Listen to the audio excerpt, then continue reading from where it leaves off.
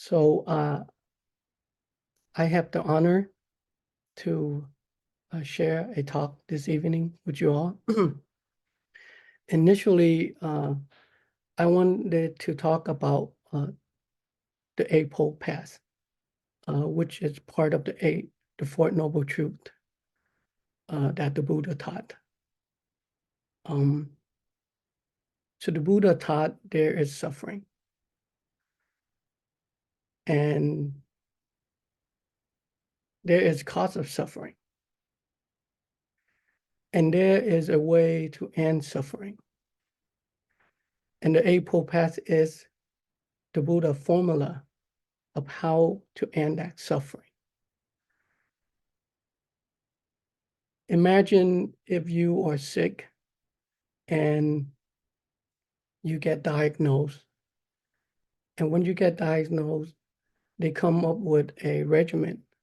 And that regimen is able to help you cure your sickness. So the Eightfold Path is really a regimen of how you can overcome your suffering. Eightfold Path have, and I have studied this a long time ago.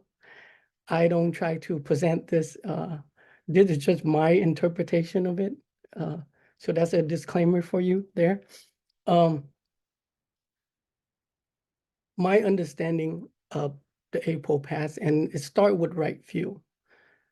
And what I learned and I remember is right view, according to the Buddha, is a view that is non-discriminating, non-dualistic. It's a type of view that produces wholesome seed. And of course, right view is the right understanding of the Four Noble Truths and the teaching of the Buddha. And right view produces wholesome seed. That's the part that I understand most, because that directly connects to right intention or right thinking. When our view is, and the word right to sometimes imply there's a wrong view. There is a wrong intention. In Buddhism, it's more accurate to say if it is skillful or if it is wholesome. Because to imply there's a right and wrong, that is a position that we ought to take. And you don't really have much wiggle room when you take a position. And the path of Buddhism is the middle way, is the path in the middle of two positions. And sometimes people assume that is the third position too, but Buddhists will also explain why they do not take a third position. So right intention is the thought or the intention that is harmless, is beneficial, is wholesome, it's generous, intention that does good for self and other, as I understand it. And from right view, you have an wholesome seed for right thought, right intention. And then from there, you have right speech. So if you have the right view, right intention, very likely your speech will be right or beneficial or skillful. Speech that unite us rather than to separate us. Speech that support and encourage. Speech that promote understanding and not division. Speech that honest, true, timely. The intention of the speech is to benefit other and benefit oneself. And sometimes when we don't have the right intention, when we don't have the right view, our speech can be filtered by blame, by judgment, by trauma, by things that happened to us. And at the end, it won't produce the result that we want, which is benefit to ourselves and others. The same is true for right action. So sometimes we will do things with the wrong intention. And sometimes we will do things with the right intention. One thing that's troubling me a lot of time is I used to look at the result of my action to determine my intention. Because sometimes I just skip through the first two parts, the right view, the right thought, and I just jump right into the action. And then I look at the result, go, oh, maybe that is my intention. And I ask myself, what was the motivating factor for me to do that? And it get really, very clouded for me because I don't have a very clear understanding of why I do what I do. And that is the beauty of the Buddha's teaching, as I explained further in the past, more of the Eightfold Path. So right action is a type of action that is beneficial to self and other, that is not harmful, that is not intended to separate, and it's a type of intention that further promote unity and community. And then you have right livelihood, which is, I think, an extension of your intention. I myself, a dog trainer, that's my profession. I also tattoo for a living. And I remember there was a time when I was in prison and I was tattooing, and I was going before the parole board hearing, and I had infraction about tattooing, which is illegal in prison. And so I was trying to rationalize what dangers does tattooing pose in prison. In my mind, there's no danger at all. But then I have to explain to the board member that I understand the harm in it, that why I should not do it again.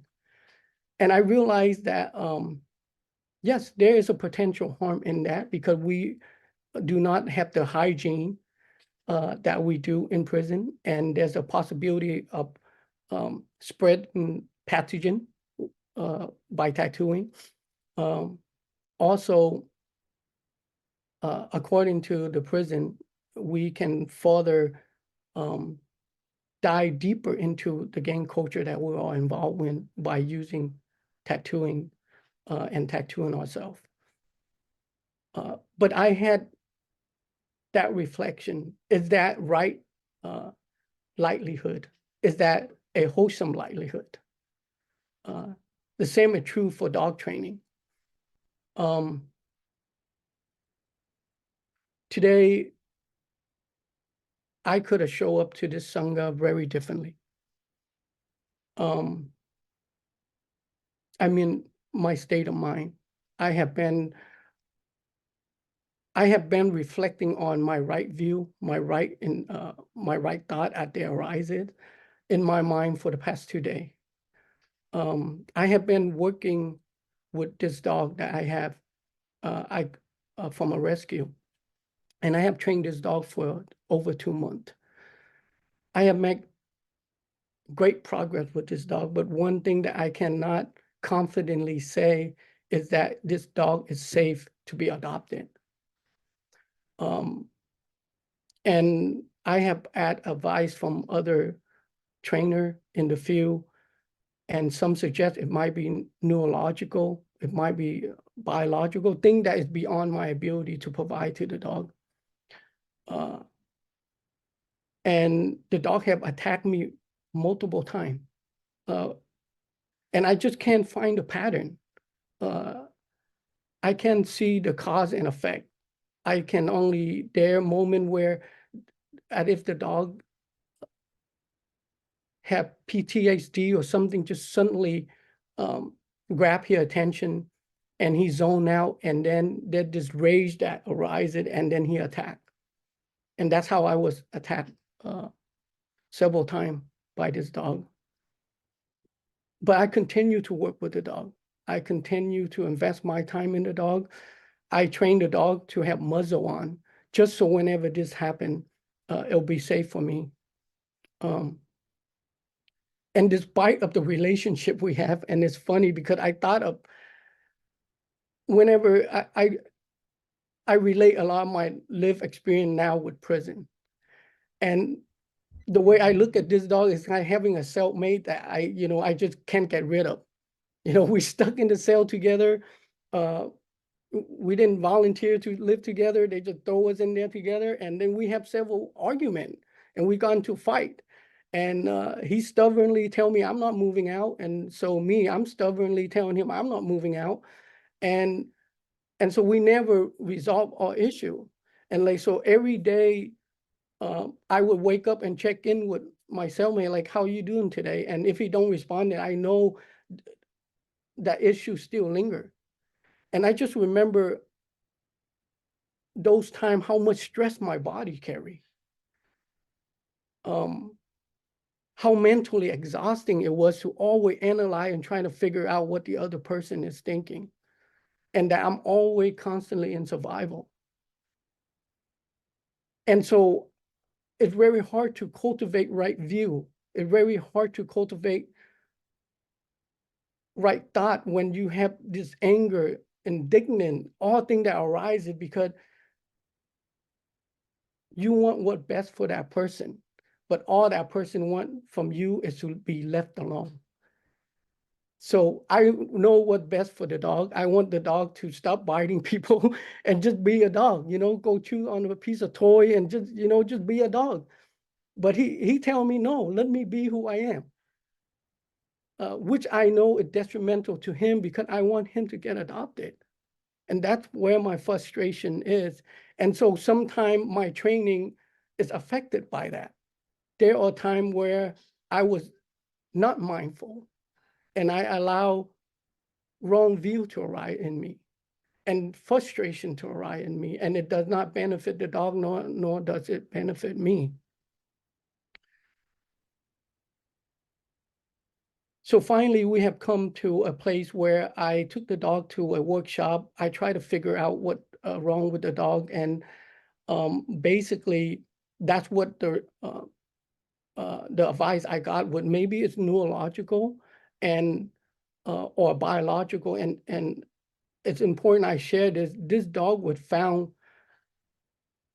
40 pounds with an embedded collar. He had a collar that actually eat into his neck. And when I see that picture, it's like, I understand why he's the way he is.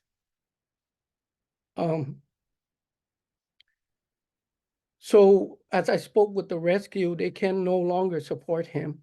They asked me if he's adoptable. At the moment, I say I can honestly say that because, again, it go back to right view.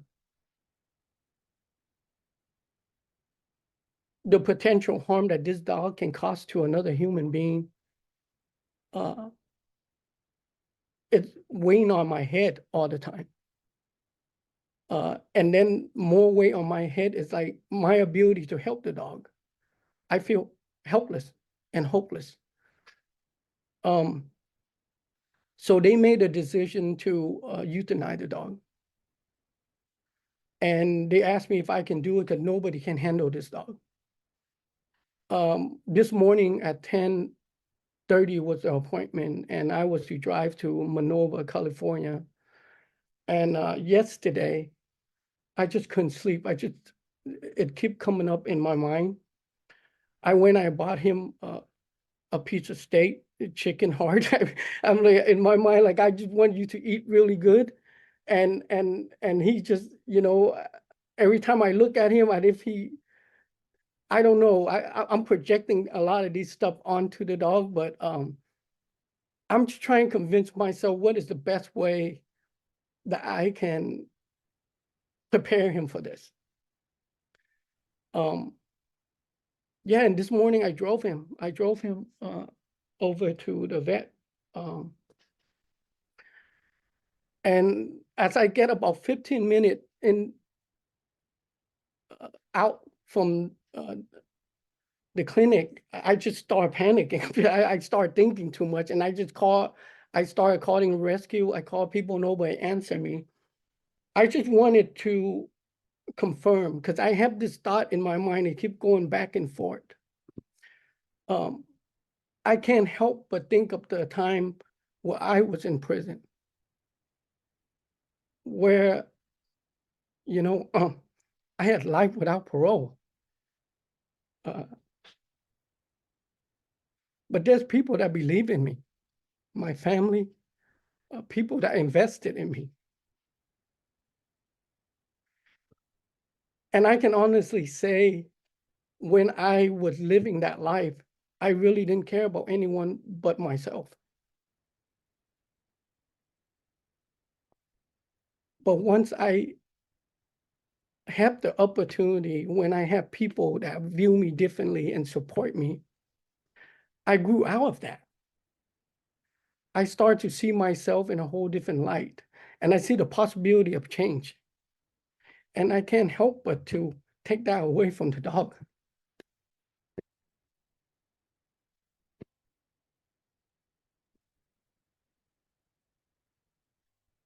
It's crazy that I make that connection between human and dog, but that's how my mind works. So I just needed something, but my body and the action I'm taking is not conscious. I'm stuck in my head, but I'm driving and I'm going over there, and this is what I'm just going, if there's somebody going to lead me by the hand, I'm just going to follow them, because I don't have my own, I'm incapable of making any decision. So my wife ended up calling me. I pick up the phone. She's like, where you at? I'm like, I'm driving. I'm 15 minutes out. She's like, how you feeling? I'm like, I don't feel good. I don't know if I can do this. And she said, don't do it. And that's like that's what I wanted to hear, because nobody tell me that. That's what I wanted to hear. So anyway, I told her, yeah, you're right. I'm not going to do it. And I stopped. I said, so it kept going back to how I feel when I was in prison. When I get a letter from the Human Rights Watch, which is a group that work with innocent, is a juvenile innocent project. And when I received the letter, they go, hey, we want to help you. Like, we believe in you, those type of things. And I find myself in a position to do that. The dog. So anyway, let's go back to Eightfold Path. The dog is at the vet right now. They're running tests on him. I'm going to pick him up tomorrow. But right livelihood is not to kill. I understand that sometimes when the person are in danger to themselves and other, they need to be separated. But who give us the power to take life away? I really feel for those people, because it's a big dilemma for me. I don't know if people can make decisions like that. For me, it's really hard, which is like, that's why when I look back at my past, I can only conclude all that ruckus, all that violence I created when I was a youth, because I just skipped right through the right view and right thought.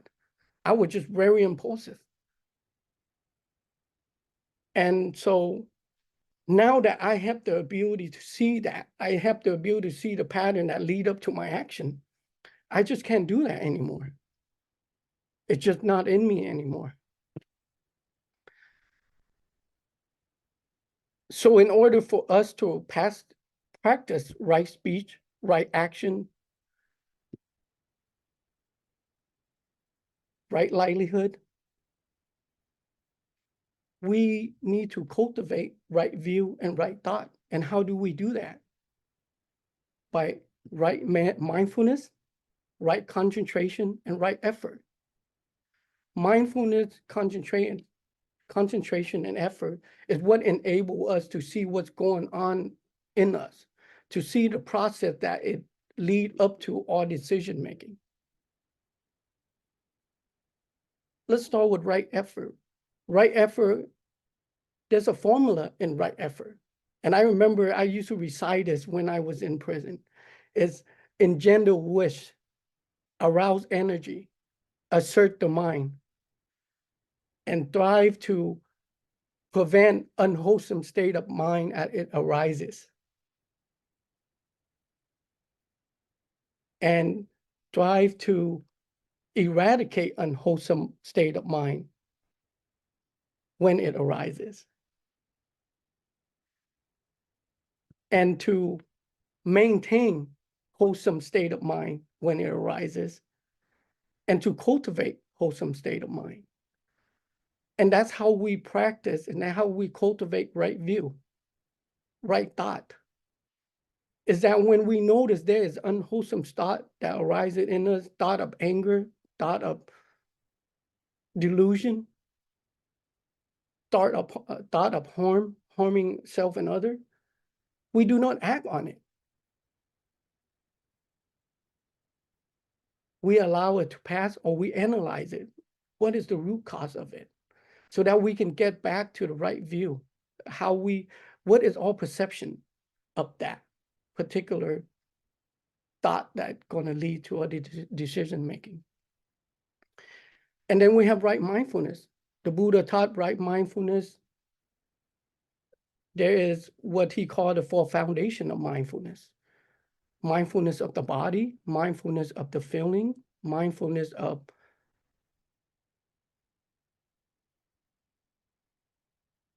consciousness, I think, and then mindfulness of dharma. And it's all interconnected. I noticed what's going on in my body when I was driving up there, the same feeling that I noticed when I had fight with my cellie, that we just wanted to kill each other. When I noticed what's going on in my body, it stopped my brain from running. It enabled me to see things for what it is at that particular moment. And then I noticed the feeling that accompanied by those sensations, right? So when we feel something in the body, that's a feeling. But at that feeling is being interpreted, it turned into an emotion. And then what is the state of mind that we are in at that moment? Sometimes we have unwholesome thought that dictate our behavior that we overlook. And some of that is not necessarily something that you just thought of at the moment. It's something that lies dormant within you. It's a seed you probably planted a long time ago, like a seed of discrimination, a seed of judgment, or a seed of fear. These are the things that have existed in us. And then when the right condition is present, it arises. But when at any given time when we recognize we are able to be present in our body, in our feeling, and we are aware of this underlying state of mind, that creates a gap of liberation. That is the gap before we act. And of course, contemplating on the Dharma, which is the teaching of the Buddha. And lastly, we have right concentration. And as the Buddha explained, right concentration also have a formula. We strive to have this single pointedness concentration of our mind. We work through our hindrance. Hindering is also a state of mind. Those are unwholesome thoughts that we work through. And the concentration part for me is very valuable. I look at concentration at being single-mindedness, focused. I look at concentration at discipline. Sometimes motivation is not enough. Sometimes thinking is not enough, but discipline will what help you whenever the situation can be so overwhelming. If you have a pattern of behavior, a pattern of thinking that is supported by right view and right thought, you've been practicing this. When you caught up in a situation, most likely what will help you is the discipline that you have been practicing, not the motivation. Sometimes we might have motivation to do certain thing that is harmful to us, but with discipline, it can prevent us from doing that. So sometimes for me, motivation is not really the go-to. It's discipline. That is also true in dog training. So that's what I have for the Eightfold Path, and that's how I interpret them and how I apply them in my daily life. It's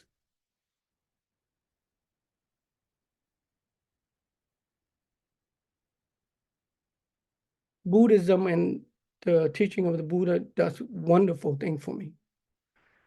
One of the things that it does for me,